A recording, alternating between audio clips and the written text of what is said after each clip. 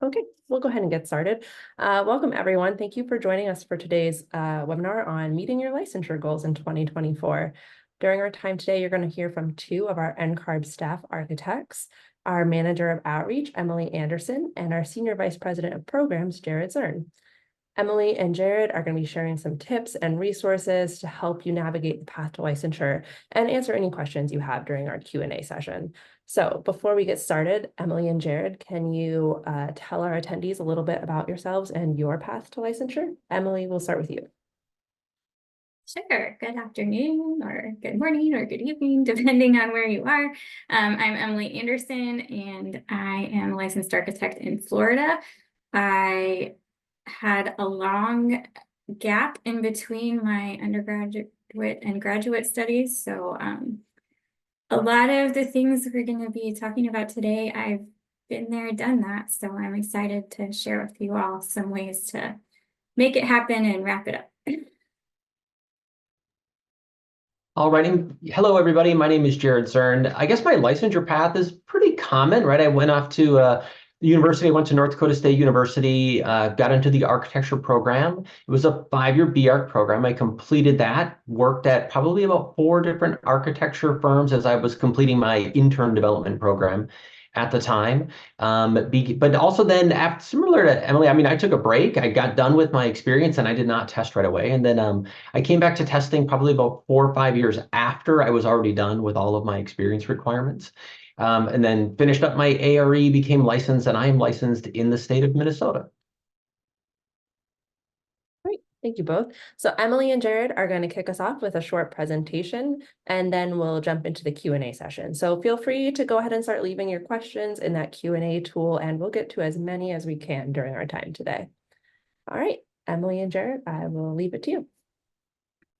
Great. Well, welcome all. And again, our goal today is to help you come up with like a successful 2024. So it's that time of year when we're all setting, goals and resolutions for the year. And so we want to really help you out by focusing on 6 tips today, but admittedly answering questions about anything you do have. And we'll come back later to answer all of those. So to start off, the number 1 tip, if you want to achieve any of your goals this year, is you've got to make a plan. Right? So we're going to start with the obvious, which is, yes, come up with what your goal is going to be and come up with the plan and how you're going to achieve it. And so what we have on screen here is a simple framework that you could use to be successful. And the first thing we have written down is set a SMART goal. It all starts at the beginning with a goal. Some of you are probably very familiar with the SMART acronym. It stands for when you set that goal, make sure it's specific, call out exactly what you're trying to accomplish in the year. Generic goals don't seem to get achieved very often, right? It's kind of like, I just want to get better at architecture. It's a little too generic. Like specifically, what do you want to accomplish this year in your licensure journey? And maybe some of the stuff Emily and I talked about today will help you define your goal a little more specifically. The M stands for measurable. Set a goal that you can actually measure progress towards. Make sure it is achievable. Please don't set unrealistic goals. You're just setting yourself up to not be successful. So also, make sure it's achievable. Relevance and importance thing too, and we're going to talk about all the different aspects of licensure today. And you may want to focus on just 1 or 2 areas of licensure and not think you're going to get it all done. And that's a great successful year as well. So relevance is making sure your goal aligns to your overall strategy. You may also have a goal to travel more in 2024, and I commend you if you have that goal in 2024. And you've got to make sure your goals for licensure also align with the other goals you're trying to accomplish, both professionally and personally. And then the last thing is make sure your goal is time-based. Like set a time, right? We all work on deadlines. So if you set a time, you can actually measure towards that progress, make sure you're getting there. So start with a goal, break your goal down into milestones, right? We know this, right? That's how you get big projects done in the office. You break it down into milestones. You hit the milestone and then you assess. Share your goal with others. This one's a little scary for some people, but actually publicly state what your goal is to your friends, your family, because it'll help you own your own progress if others know what you're trying to achieve. The 4th thing there is seek guidance and support. It's great. Now that you're publicly sharing your goal, now others may be willing to help you out in achieving it. So your friends may have resources to help you on the ARE. They may have tips and tricks for you that Emily and I are not going to share on how to navigate AXP better. So seek guidance and support from friends, family, and your firm. And then last, of course, track progress and adjust as needed. We all set goals. It's okay to not fully achieve your goals. What's smart about it is checking in periodically at those milestones and adjusting as necessary. So yeah, we're starting with the basics, which is set a goal and make a plan to achieve that goal. So Emily, why don't you give us tip number 2? Sure. So tip number 2 is understand jurisdictional licensing requirements. What Jared just shared with us was really great for generic goals, but to get into licensure goals, you're going to want to know what's required of you to get a license. And while most states and territories in the US have similar requirements, they are going to adjust based on which state or territory or jurisdiction you are in. We say that there are 55 different ways to get a license in the US. There's 50 states plus 5 territories, including DC. So among those, there's going to be some different steps along the way. So how do you get to those? How do you figure those out? Next slide. So there's a couple of different ways that you can do that. The first one that we're going to talk about today is the licensing requirements tool. This is on the NCARB website. You can go directly there. There's a couple of different pathways that you can navigate through the website and become there. If you click on the Become an Architect tab, it's underneath there. But this is a great tool for you to find out what each state requires, and you can, as is highlighted here, somebody clicked on the state of Illinois, and then on the left-hand side, all the requirements that apply to Illinois lit up. But maybe you have a particular requirement that applies to you. You can also click on the requirement on the left-hand side, and then it'll light up on the map all of the states in blue that applies to, which also means that all the states in gray are the places where that doesn't apply. Most of these will have information that you can click on to get more specific information about that state. And then it'll also have the contact information for that state's board, so that you can get any jurisdiction specific questions answered by the licensing board for that jurisdiction. You can also connect with local people. They're called architect licensing advisors. They're a great team of volunteers that we have all around the country who a lot of them have been through what you have been through, or they're going through it at the same time as you. And so those are people who can say, hey, I did this in the same place as you. I know what some of those things are in our location. And they can help support you through that as well. And the last is pick up the phone and call us. We have people on staff who would love to talk to you, help you out, figure out those things when you're not quite sure. And then if it's something that we can't answer, but we need to have the licensing board in your jurisdiction help out with, then we'll help you connect with them as well. So first thing we're going to do is an area that some of you may want to focus on as a goal for 2024, and that is confirming how your educational background fits into your licensure goal. I mean, we have a couple of graphics here on slide to help you understand this, and it's important to point out, as we have in the upper right-hand side over there, that you see all the different educational backgrounds can lead to licensure in architecture. You do not have to have a NAB accredited degree to get licensed. Now, many people do, and that is one way to achieve licensure, but you can have an architecture-related degree that may not be accredited. You could have another degree in a totally different professional area that's not architecture. There's still paths to licensure, all the way from high school only to a foreign educated individual, right? So there's all kinds of options. They all lead to becoming a licensed architect. Now, how do you get there? Like what your goal would be then for for 2024, I think an FY, a fiscal year analogy at NCARB.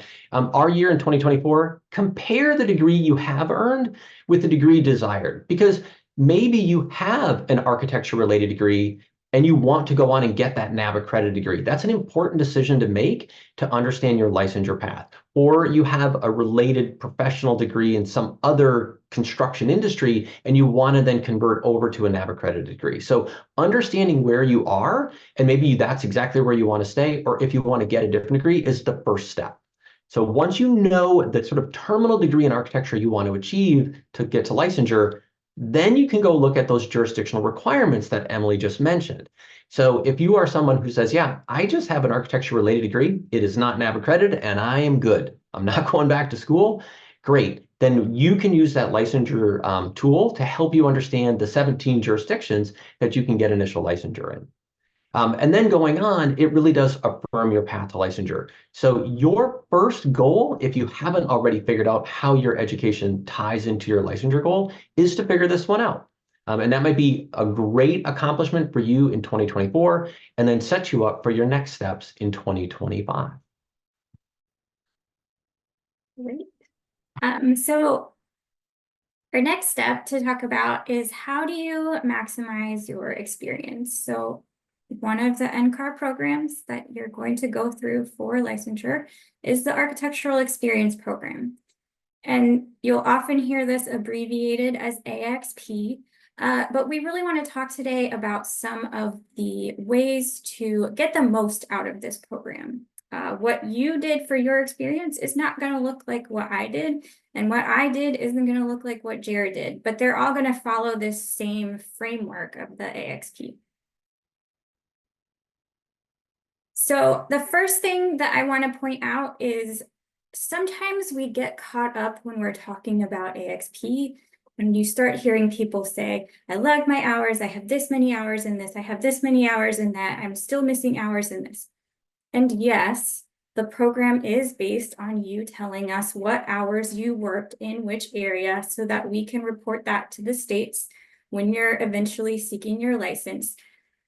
But if you're only looking at hours, you're doing yourself a disservice.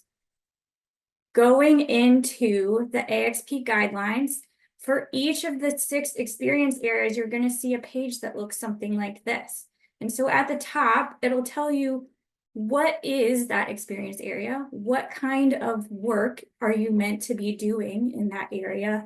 But then underneath, there's a list of tasks. And so these are essentially competencies that you need to be learning, developing, getting exposure to, practicing, working with your supervisor so that you can get knowledge in each of these areas. These are things that volunteer architects have looked at and said, yeah, it's probably pretty important for you to know this as a licensed architect. And so use those to set the goals of what you're learning. Talk to your supervisor about how you can get experience, not just in those 6 areas, but in each of the 96 tasks. And then if we go on to the next slide, we also have some tools to help you have those conversations with your supervisor. I'm sure there are some supervisors on the call today. So these are great resources for you as well to help candidates who are working for you to get through the process. One of those is that there's a course on how to be a good supervisor that gets you HSW credit. So make sure you take that. It's a really good course. There's some how-to videos for how to set up your account and review reports. But for both supervisors and candidates, we have an expectations worksheet so you can see what is expected of the licensure candidate and what is expected of the supervisor, as well as a one-on-one worksheet where you can fill out, I have gotten this far in this area of AXP, I've gotten this far in this area of AXP, I have this exam scheduled for this day. Please make sure I'm not overloaded with work that day so I can focus on studying. All those things. And so you can have those conversations for development and making the most out of it.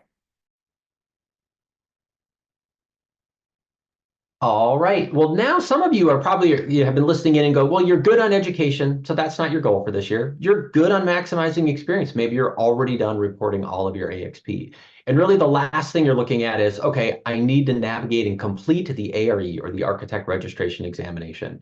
And so our 5th tip for you is take advantage of the free resources that are out there for you to prepare for the ARE. Now, we know there's a lot of other test prep materials out there. We're not going to spend a lot of time talking about those today. We really want to make sure you understand the free stuff that NCARB has available for you to use to be successful. So the first thing we're going to talk about is we are going to talk about the guidelines. you really do need to understand what is and what is not on the ARE, because we cannot ask you every single thing about architecture across the 6 divisions. There's way too much that you would have to know, and our tests would be way too long, and you would hate them even more than you maybe do already if we made the exam cover every single thing about architecture. So the exam is already narrowed in scope, and the guidelines are the document that explain the scope of each division. So we do ask you to please, come to our website, look at the ARE guidelines, go to the content area of each division that you're preparing for, and just understand where the questions are going to come from, kind of the focus of each of those different divisions. Yes, the exam is broken down into 6 divisions, as you see here on your screen, and they are different sizes. And so that's another thing just to understand, is that when it comes to practice management, it's a smaller exam because there's just less content we're going to try to assess you on. When you get into project planning and design and project development and documentation, yeah, those are the 2 big divisions, because there's just a lot more stuff day-to-day entry-level architects need to be able to know to be able to do this job effectively. So first thing, understand what is and is not part of the ARE. Then, once you understand what's on it, that's when you need to start looking at the resources that can help you prepare for each of those divisions. So we've got a few things we'd like to point out. The first being the ARE 5.0 community. Again, this is free. This is you and other architectural candidates, as well as some people from the test prep industry, as well as NCARB staff on this community answering your questions about the exam. So if you have questions about test prep materials to use, if you have questions about specific content areas you want to drill in a little bit deeper, use the ARE 5.0 community to get those answers.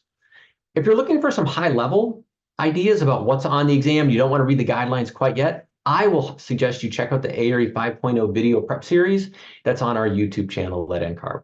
We have a little 5 to 8 minute video for each of the 6 divisions. It's a nice high-level introduction to what the division is about. I would even suggest to candidates that you go there first, watch the video, and then go check out the ARE guidelines, because it's a nice stepping stone into sort of understanding deeper knowledge about what the exam is. And then lastly, one of our really big free things that just launched this last year was NCARB is offering to all candidates free practice exams. So if you log into your NCARB record, go to your exams tab, scroll to the bottom, you will see the ARE, the NCARB ARE free practice exam link. Click on that. You can go take the practice exam as many times as you want. There is no cost. I will tell you, though, there's only 1 set of questions we currently have available. We're starting to work on a second, but 1 exam. So if you take it, it will give you full feedback on how you answered every question, whether you got it right or wrong. We tell you the rationale as to why the right answer is right, and it gives you the opportunity to understand your strengths and weaknesses. If you want to take it a second or a third time, go for it. What's going to happen is you're going to see the same questions. They're just going to be delivered in a random order. So understand that it's only going to get you so far as exposing you to some of the potential content of the exam. The more times you use it, the more likely you're going to start remembering the questions, but it will still help you also learn how to navigate and take a test for 3.5 to 4 hours of your life. So last big plug for the practice exams and why this is so critical is, since NCARB has launched the practice exams, we've actually been tracking who's using the practice exams inside of the NCARB record and how those candidates are doing on their actual exams. And it's really positive news for us in that candidates who use the practice exams are doing anywhere from 8 to 12% better on the actual exam that they then go take at a test center or online. So it is well worth your time to go in and use the practice exams, because it's shown to help candidates do better on the ARE. All right. And our last tip is to sustain your efforts through inspiration and support. I hope that you all know that you're not in this alone, that you have a support structure set up for yourselves. But if you don't, there's no time like the present to get started. So some of the resources that we have for you would be the NCARB blog. A lot of times this session came from an NCARB blog where we helped share tips and tricks on licensure goals. But we also include on there people who are recently licensed, what their path was like, what they're doing to move forward, to be an inspiration to you. I already talked about licensing advisors. They're a great local resource to help you through the path. Sometimes people ask us about, well, what's the difference between a supervisor and a mentor? So the supervisor is going to be the person who is directly approving your experience reports, but a mentor is going to be somebody who's helping you shape your career. That may be your supervisor, but there's also going to be a lot of other people who come into your life who give you support. Go to AIA functions in your local area. Go to, if you're still a student, go to AIAS and NOMAS things. Build those networks. Everything is a networking opportunity, right? The person you sit next to on a plane, you never know how those connections are going to move forward. And make sure you're setting up your own personal board of directors to help you through the process, who can help you with both personal and professional goals. And then Jared already mentioned the ARE community. It really is a great place to share information. I've seen people form study groups on there. And then when somebody passes a test and they say, I passed the test, everyone gets super excited for them. And when somebody fails, then people go, oh, it's okay. You'll get it next time. Don't worry, you've got this. And so just keeping those things up, keeping those connections going. Even we talked earlier about share your goals with other people. That's so important. Sometimes we're afraid with testing, especially that like, oh, if I tell people I'm testing on that day and then I fail, I'm gonna have to tell them that I failed. But wouldn't you rather have other people like commiserate with you and tell you it's okay, you're gonna get through it, than to wallow in that by yourself? Like, this is, the architectural world is a great community. Take advantage of it.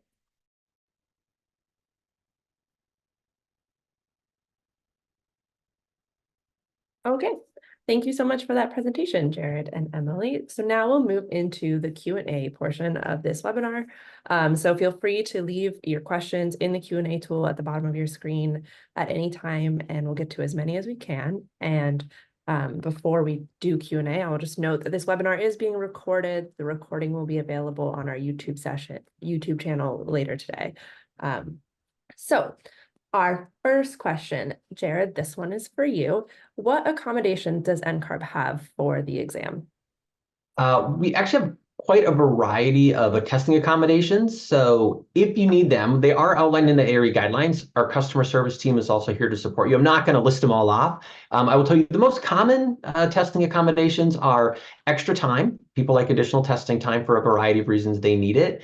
So that's one, including the English as a second language accommodation provides for extra testing time if you so choose to use that.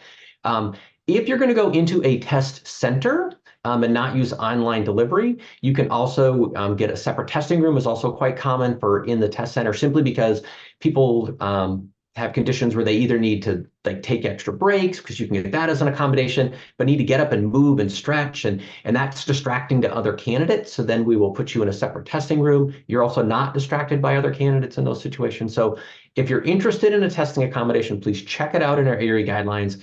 You can apply for them right online through your NCARB record. Great, thank you. Here's a good question, probably for both of you. So Emily, I'll have you weigh in first. What can candidates expect for their career once they become licensed?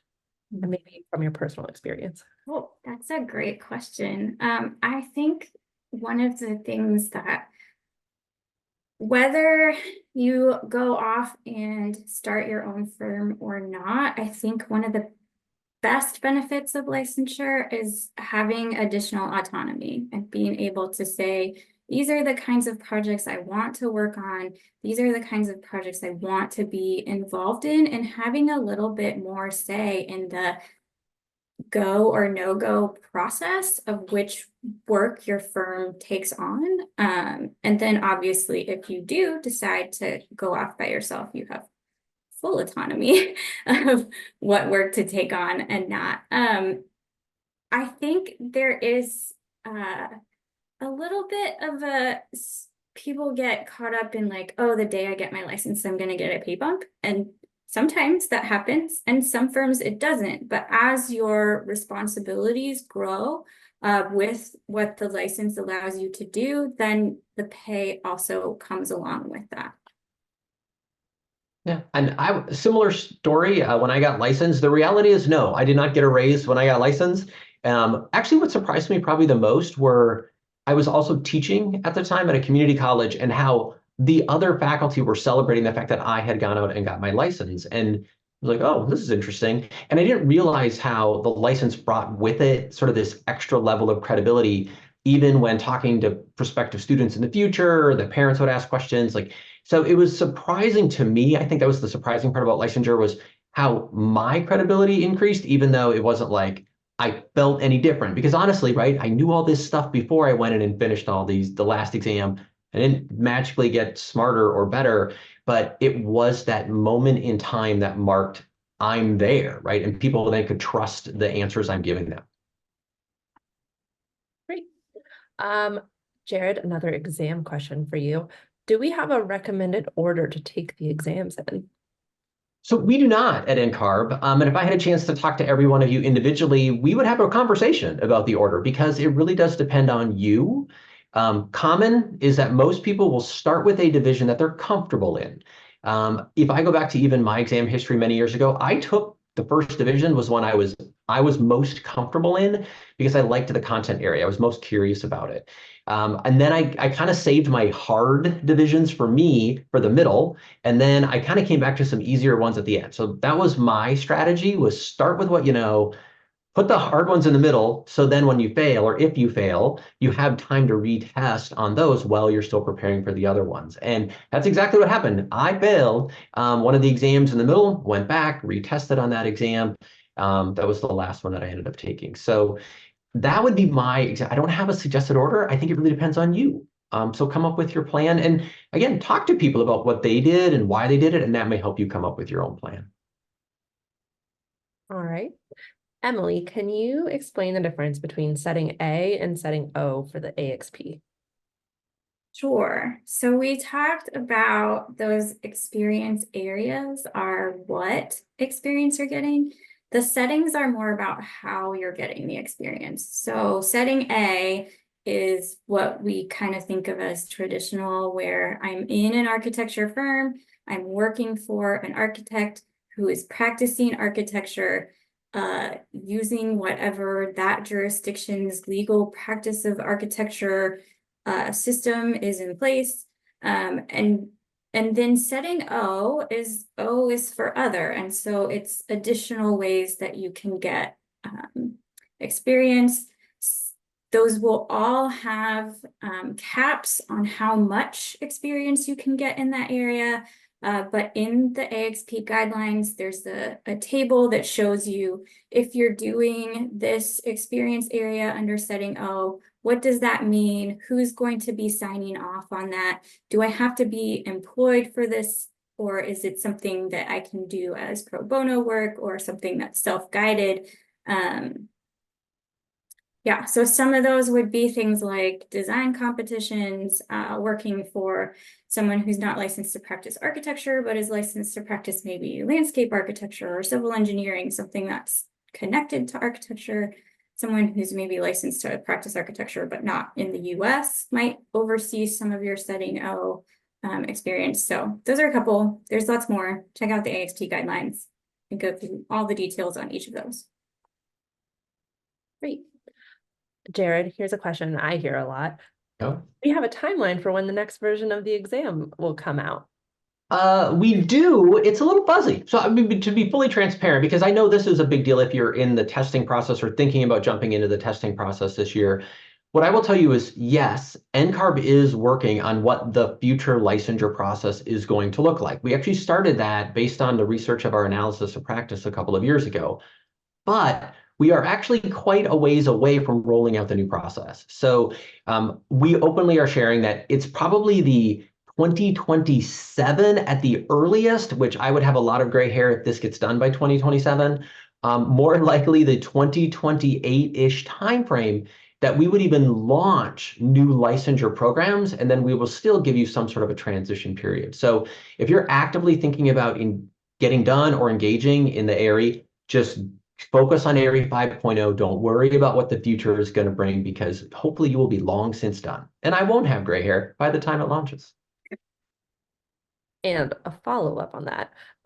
So I think people are wondering how the new score validity policy, which replaced the rolling clock policy, kind of will interact with that next version of the exam coming out. How will that impact people's exam scores? Yeah, that's a good thing to understand, right? A lot of you probably have heard, most of you, because most of our 55 jurisdictions have already eliminated the rolling clock policy as NCARB is recommending. They're embracing the new score validity policy. We do have 6 jurisdictions remaining that are still working on eliminating the rolling clock, but I will tell you, every one of them is actively working on it. So if you're in one of those 6 jurisdictions, don't worry. We expect all 55 jurisdictions to have eliminated the rolling clock within the next like 3 to 4 months. And we're actively working with those 6 jurisdictions. So how's the new score validity policy going to work?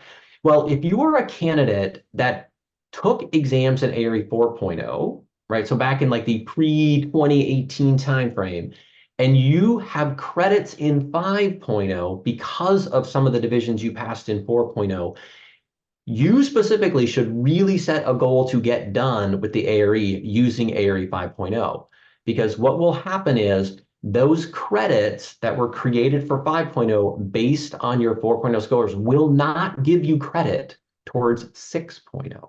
So that's the way to understand it, is if you take in 4.0 exams, you really are on the get it done with 5.0 would be my suggestion. If you're somebody who's only taken 5.0 exams or only have passing scores in 5.0 that are counting towards licensure, great. Like when whatever we transition to, we will use, if you're not done, we will use those scores to give you credit for the appropriate areas in ARE 6.0, whatever that ends up looking like. All right. So the licensure process takes about 13 years on average from start to finish, which includes earning a college degree. That's a long time. Emily, do you have any recommendations for candidates on how to stay motivated while they're working through that process? Yes. So first off, I look at that statistic all the time, and then I think about my own journey.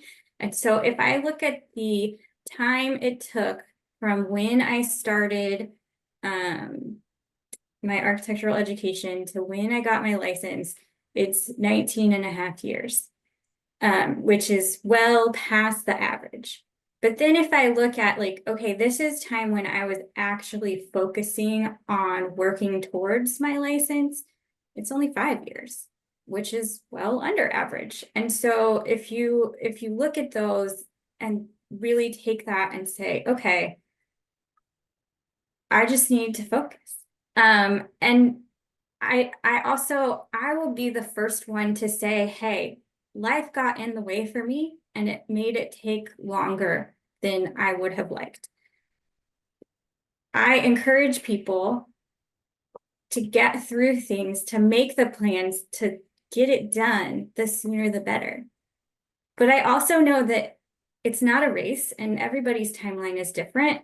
And if you can get anything out of my story, it's that it's not too late for you. That even when life does happen and you have kids and you have a family and you don't have the degree that lines up with what you want to have happen in your career, it's okay. Like, it's not too late for you. You can still get it done. If I was able to finish, you can finish too.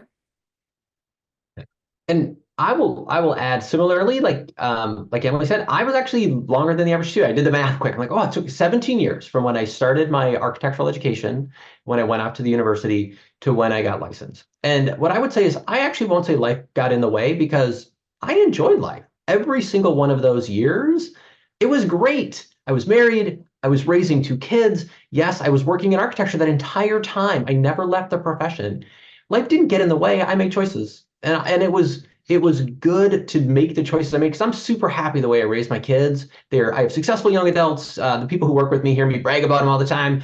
That's a great thing. And so I wasn't licensed for some of those years. Yep. And it was okay. And it's still okay. So don't also get down on yourself if you're doing the math and you're like, oh, I'm taking longer than the average. Kind of like Emily said, like there's a lot to offer well after you get licensed. And enjoy the life you have. Like I said earlier, set personal goals as well as professional goals.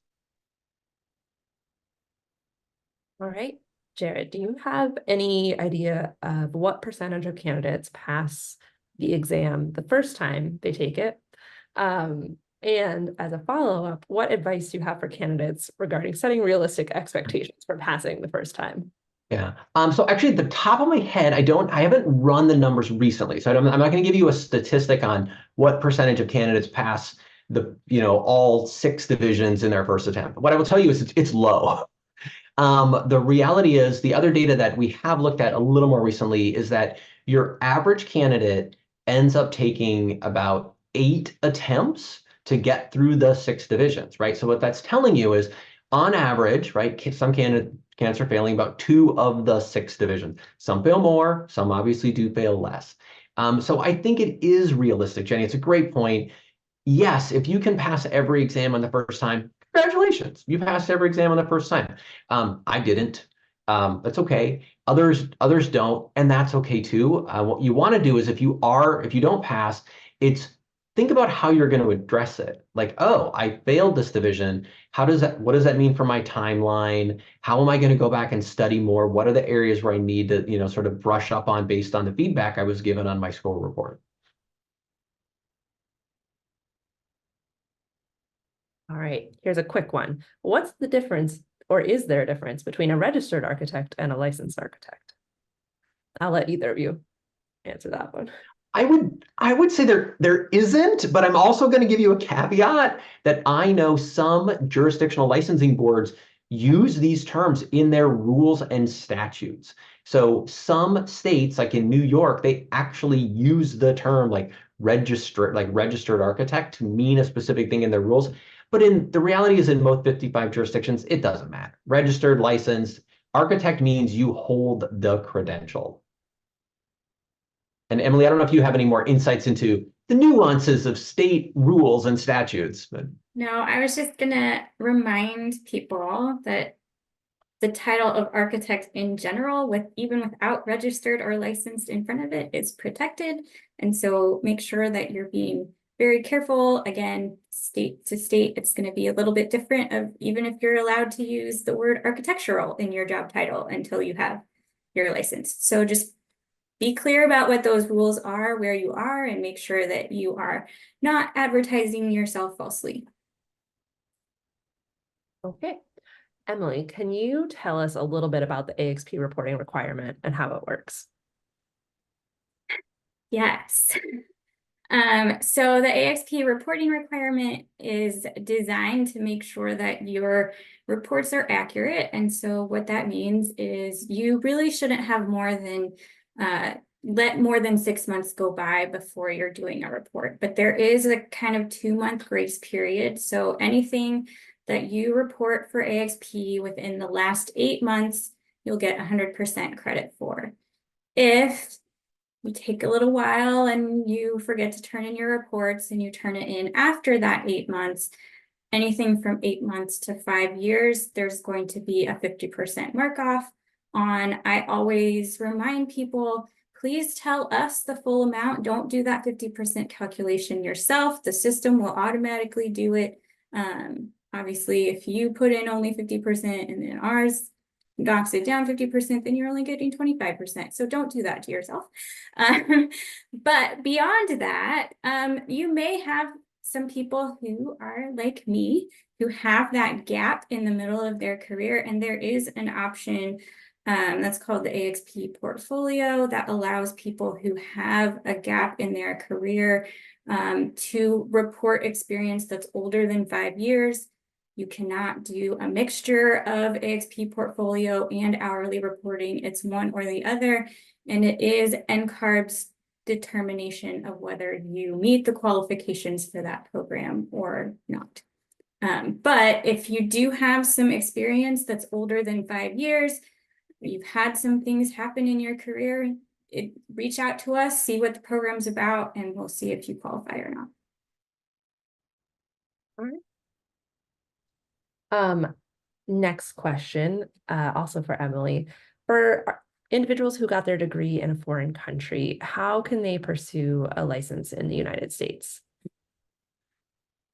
Well, there's kind of two options for that one. The first one is if you have a degree in a foreign country somewhere outside the US that didn't lead to a license in that country, you can submit your transcripts to the NAB, the National Architectural Accrediting Board, to have that evaluated and see how that compares with what's required in a US education. And then they'll either say, yes, you've met all of those requirements, or here are some additional courses that you would need to take to fulfill those. You would still need to complete AXP and ARE for a license in the US after that coursework is completed. And then the other option is if that degree led to a license in your original country, there is a path that you can use that license to stand in for your education requirement. You do still have to complete AXP and ARE. There's some details that go into that, and also the license in that country has to be comparable to a US license in some specific ways.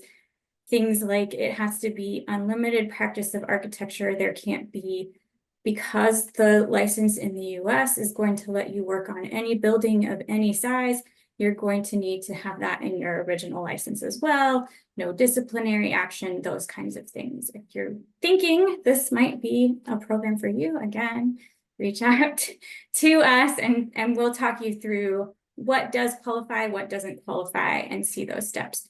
Even if you're taking that first step of getting your degree evaluated, I would recommend talking to our customer service staff first so they can talk you through if that's going to be the best option for you, if that's something that will work for you and help you further your career.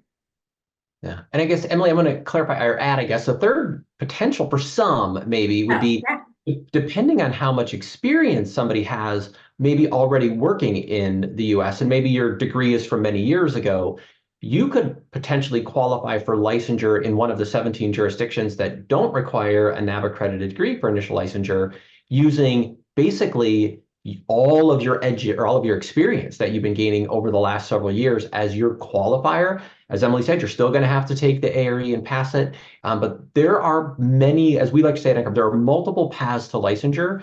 And even with a foreign degree, there can be multiple paths. Emily outlined two. There's a third if you just have a lot of experience that comes with it.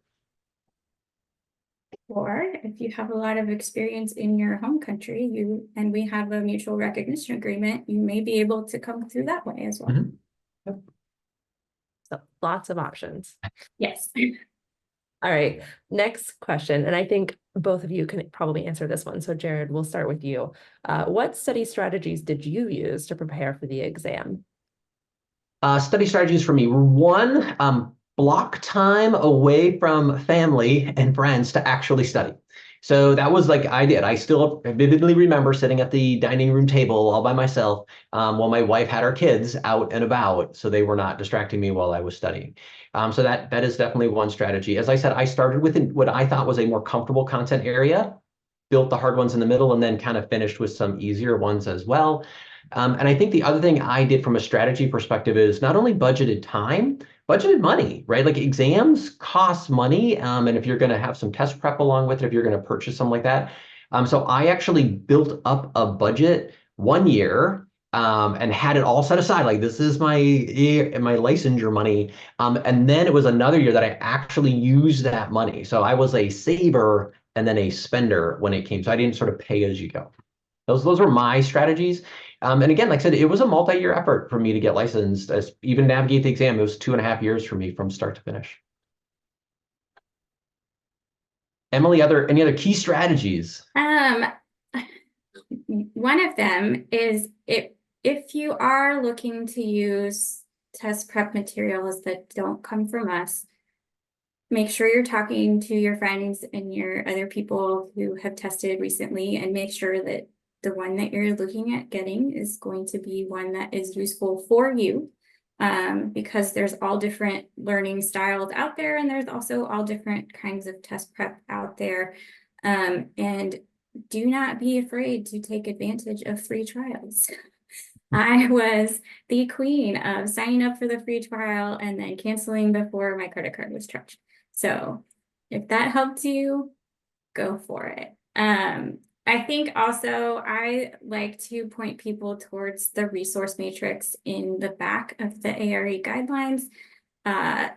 You don't have to read those books cover to cover. You don't have to buy them all. But if you pick one up while you're in school, hold on to it and don't sell it back to the campus bookstore because you'll use it later. And then when you're studying, pool those books together with your fellow people so that you borrow this one and they borrow that one, and you have a good set of study resources together. Okay, another exam question. Jared, would you recommend testing in person or online? Again, I think it depends on who you are, and I'd love to have a bigger conversation. If you want to test, if you're thinking about testing online, the most important thing is that you really do have the right environment for it, right? So if you have a private space, whether it's in your apartment, in your house, or at your office, or like a local AI chapter, but you need the space, right, to take an online exam where you can sit down and work uninterrupted for that 4 to 5 hour time frame.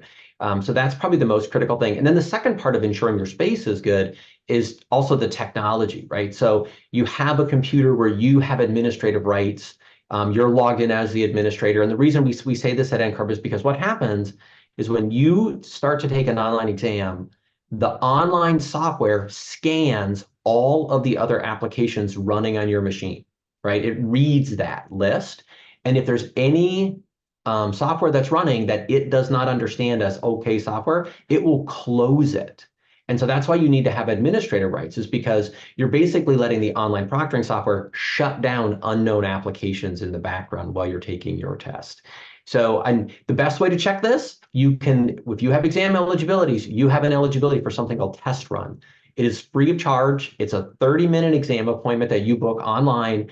You get to go through the check-in procedure. You get to have your equipment scanned. You get to do all of that stuff to make sure it works. You take a little mini quiz about the ARE, and it ensures, hopefully, that everything you've got set up is good to go. So come test day, you have no stress because you've already verified your environment works, your computer works, all of those fun things.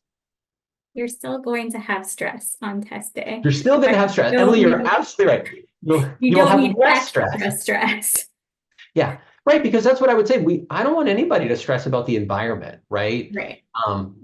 Yes, I want you to, if you're going to have worries, I want you to just be worried about the content like everybody else, right? Not worried about, oh my gosh, are my kids going to run in because they're unsupervised outside that door? I wouldn't want to deal with that stress if I was testing. I also remind people, because when they're looking at the requirements for a test room, they often go through all the rooms in their house or their apartment, and they're like, oh, well, the walk-in closet in the primary bedroom is the only place that meets the criteria. And then they set up their desk in there and close the door and don't realize, hey, I don't have any air supply in here. So think about that when you're setting up your testing center. Great tips. Emily, do you have any tips for candidates whose supervisors are taking a long time to review their AXP reports? The first tip is don't let it stress you out, because the reporting requirement that we talked about earlier, the 8 months and the 5 years, is based on when you turn the report in. It's not based on how long your supervisor takes to approve the report. So first, don't stress about it. Second, follow up with them directly, because usually it just slipped their mind, or they missed the email that came to them, or it went to junk and they didn't see it. So check in with them directly, see what's happening. If they're still slow, reach out to some of your peers in the professional organizations around you and see if they can nudge them. Yeah. And I would say a tip, even to help avoid this in the future, tell your supervisor that you're going to hit submit. Say, go to them on a Thursday and be like, hey, I just want to give you the heads up. I'm going to hit submit on my next round of AXP hours tomorrow. Watch out for the email. Because by giving them that way, if it doesn't show up, they can tell you, and then maybe it is in junk, right? Or they're more likely to react to it. So I even, that's always one of the tips I use. Just give people a heads up, and then hopefully they'll be more responsive. All right. So earlier we were talking about international applicants, and you all mentioned mutual recognition agreements. Can you explain what those are and how someone can see if they are eligible? Yes, so it basically means that there is an agreement in place that says if you meet these qualifications in your country of origin, that you can get licensed in the other country on the mutual recognition agreement and it will explain the process of what's required for that mutual recognition agreement. Just like all of the other requirements, there are going to be some states that have signed on to some states and jurisdictions that have signed on to the mutual recognition agreement, and some states that have not. And so that's another thing that you can look at on the licensing requirements tool. You can look and see where those mutual recognition agreements are accepted, both for coming into the US and if you're in the US and want to go to one of those other locations. And did you list the countries? The countries we currently have mutual recognition agreements with are Canada, Mexico, Australia, New Zealand, and recently the United Kingdom. And we're always exploring additional options, so stay tuned for more. All right, Jared, another exam question. What do you recommend candidates do if they've failed the same division multiple times? So this is what I would do, and I've helped some candidates do this. If you fail 2 or 3 times on the same division, I think the best way to start to understand it is to actually print out all of your score reports, right? Every single one of them. So this is the PDF score report available inside your NCARB record. It's a 2-page document. Go to page 2, and page 2 breaks down the content area of those divisions, and it tells you how you did. The newest version of the score report tells you the percentage of questions you got right in that content area, and it tells you the percentage of questions that the average candidate who passed the exam got right in that content area. So by looking at kind of the first time you tested and the second time you tested and the third time you tested, let's say, you can start to see if there's patterns, right? So are there maybe some content areas where you're consistently underperforming, or is it kind of jumping around? And I think that's an important thing to understand is, do you need to focus in one area? Do you need to actually focus on all of the content areas? That will help you build whatever your next round of test prep is going to be.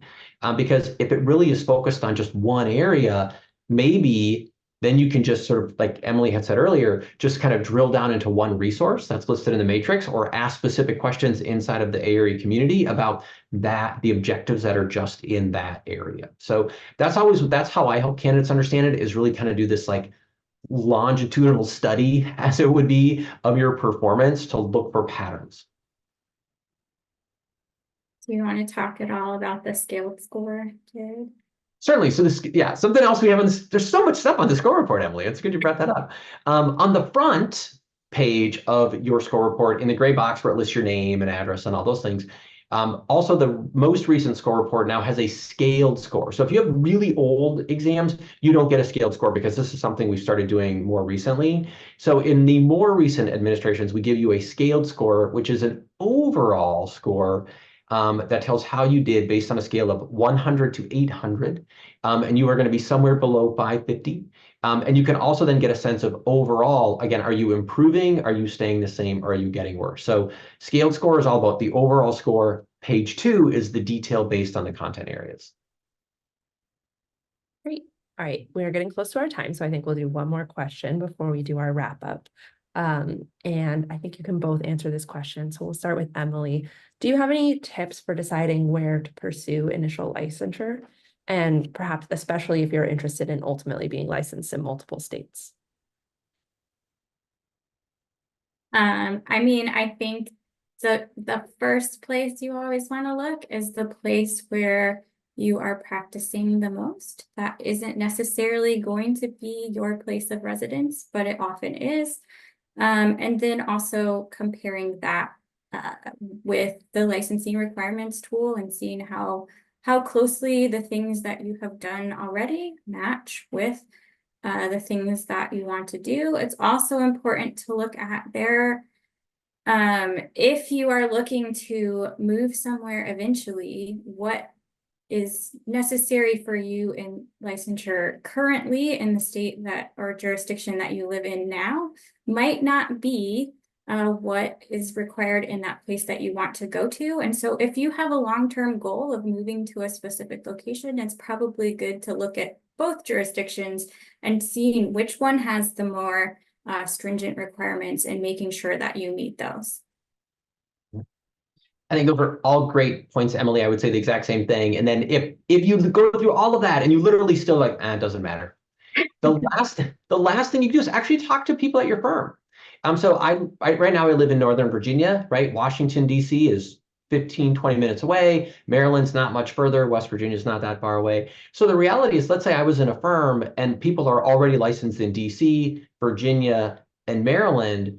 They may say, well, Jared, maybe you should get licensed in West Virginia or Pennsylvania, because what it does is then my license adds value to the firm, the business I'm working at. So I think Emily is absolutely correct. I think you look at your personal goals first. If you go through your personal goals and you're like, it still doesn't matter. Yeah, maybe you can provide additional benefit to your firm, and maybe that will lead to the raise. All right, so we're getting close to time. So I would just ask before we close today, if each of you could share one key takeaway that you want our viewers today to remember as they work toward their licensure goals. And Jared, we'll start with you. I'm gonna go back to the very beginning. Make a plan, follow up on your plan, and it's okay to adapt as you go, right? When you have setbacks, adapt your plan. But the important thing is make it, communicate it with others, seek that advice, and then you will be successful. And I'll return to what I said earlier too. You're not in this alone. Don't try and do it alone. Seek out that support system and build it up and get as much as you can out of all the people around you. All right, thank you both so much. And thank you to all our viewers for your time today. As we mentioned, this webinar will be available on our YouTube channel, and we'll send an email out with the link to it so you can watch it again if you want. And if you asked a question today and we didn't have time to answer it, you can always reach out to us at ncarb.org/contact, and we will get back to you as soon as we can. So thank you all so much for joining us, and have a great rest of your Tuesday.